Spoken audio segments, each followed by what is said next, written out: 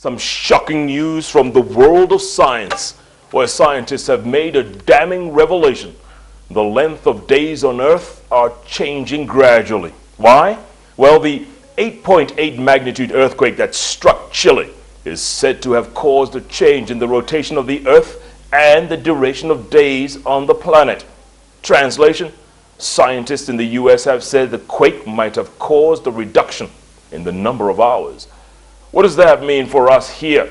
Well, we decided to send Eyewitness News producer Sammy Ogino and reporter Ben Kitili to get some answers from some geophysicists here at the University of Nairobi.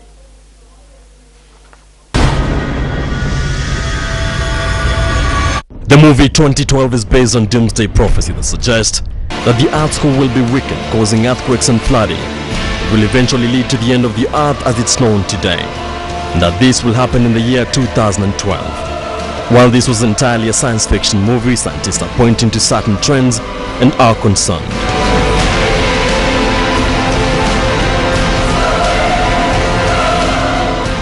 Scientists from the US-based space program NASA say the 8.8 magnitude earthquake that hit Chile had a huge impact on planet Earth. They say it caused a change in the Earth's rotation and axis, the planet's rotation path. And they say that this has caused a change to the timings of the days on the planet, and that now days are shorter.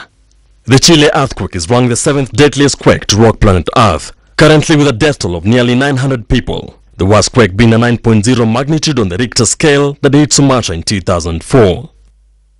Jayanti Patel, a geophysicist at the University of Nairobi, confirms that an earthquake can indeed trigger shortened days.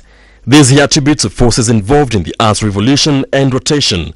Earthquakes caused by sudden lateral or vertical movement of rocks along a rupture on the Earth's surface consequently lead to the materials of the Earth's interior surface moving in opposite directions.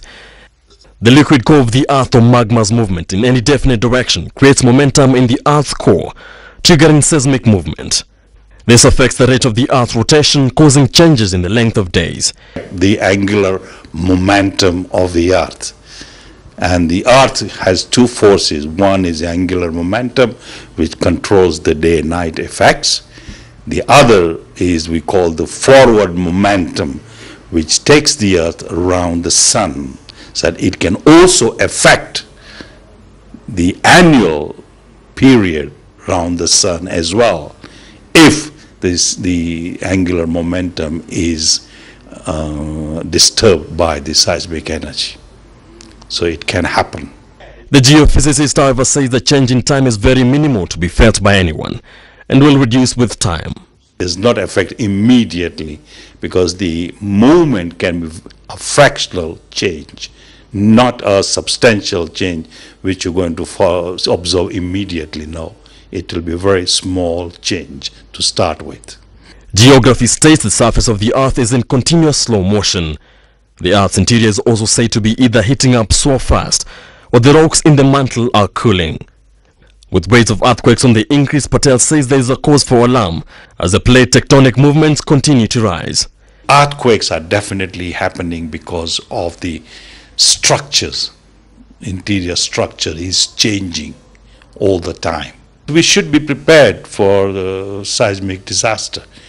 And is Kenya ready to deal with such a huge magnitude of quake? The geophysicist has his doubts. Not only earthquake, but even floods and hurricanes and whatnot as well. But this sort of magnitude, I doubt very much that we can cope up any of the African countries, no. For now, doomsday prophets and scientists seem to agree that there's something going on with planet Earth, and thus there's real danger that the frequency of these disasters may increase. Does this mean that it's time to prepare for the end of the world? Well, you decide. On to news from Bunge, and the president has declined to sign into law the Offices of Ministers Bill. That's the bill that would have seen the size of the cabinet reduced from its present bloated 40 down to 24. In a signed memoranda sent to the Speaker, the president deferred the matter until a new constitution is in place. And by the way, debate on the draft constitution is yet to begin. All this as the clock is ticking. Let's go straight to our man in Parliament, Eyewitness News reporter Apollo Kaman.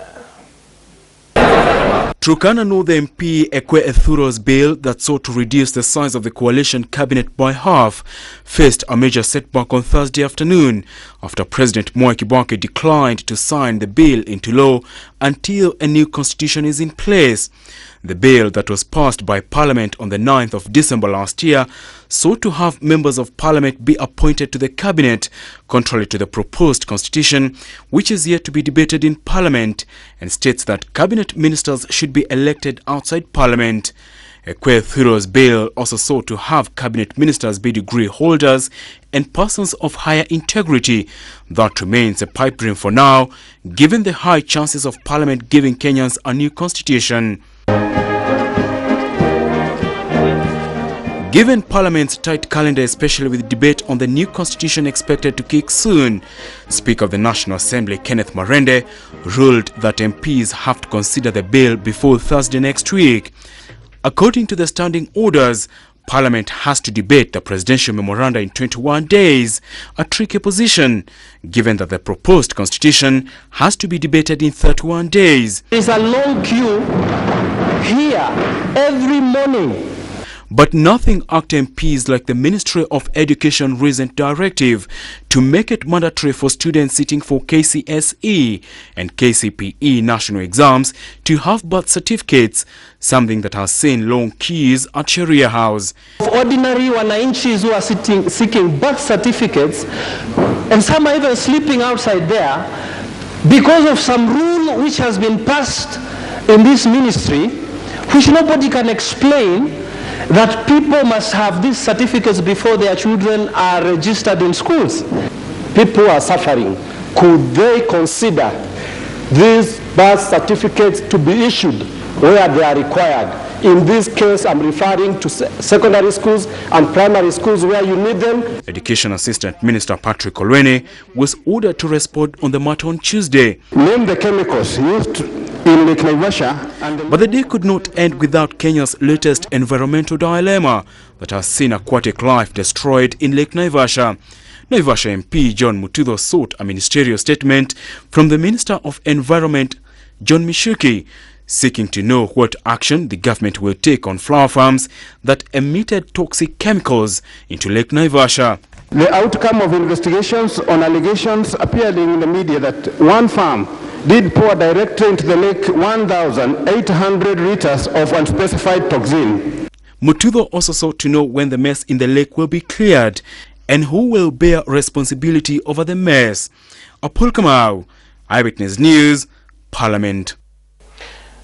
And finally, just 5